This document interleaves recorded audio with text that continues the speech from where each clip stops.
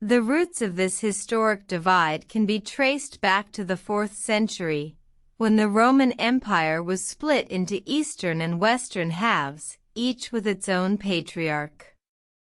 Over time, the Eastern and Western churches grew further apart, with the Eastern Church, headquartered in Constantinople, adhering more closely to the teachings of the original Greek scriptures, and the Western Church, based in Rome, favoring the traditions and practices that had evolved in the Latin-speaking West.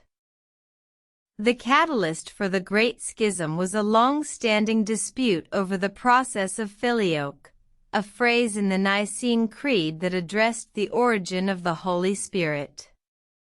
The Western Church believed that the Holy Spirit proceeded from both the Father and the Son, while the Eastern Church maintained that the Spirit proceeded only from the Father. In 1054 AD, Pope Leo IX, the leader of the Western Church, dispatched Cardinal Humbert to Constantinople to confront the Eastern Church's patriarch, Michael Cerularius, about the filioque issue, along with other doctrinal disagreements. The confrontation between Humbert and Cerularius was heated, with each side accusing the other of heresy. On July 16, 1054, in the presence of a crowd of onlookers, Humbert issued a papal bull excommunicating Cerularius and all of his followers. In response, Cerularius burned the bull on the steps of the Hagia Sophia, declaring the Western Church to be heretical. The Great Schism had begun. The Western and Eastern churches were now officially divided, leading to centuries of religious and political conflict between the Catholic Church in the West and the Orthodox Church in the East. The consequences of the Great Schism were far-reaching. Not only did it create a permanent division within Christianity, but it also had profound political and cultural implications.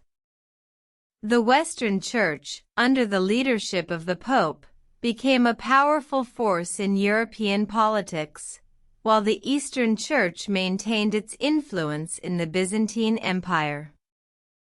The Great Schism serves as a reminder of the power of ideological differences to tear apart even the most united of institutions. It stands as a testament to the complex and often tumultuous history of the Christian Church and the enduring impact of theological disputes on the course of human history. In the centuries that followed, the Western and Eastern churches would make numerous attempts to heal the schism, but to no avail. The Great Schism remains a stark reminder of the challenges that arise when ideological differences are allowed to fester and divide. To this day, the Eastern and Western churches remain separate entities, each with its own unique traditions, practices, and beliefs. Yet, despite the gulf that separates them, the shared heritage of Christianity continues to bind them together, a testament to the resilience of faith in the face of adversity.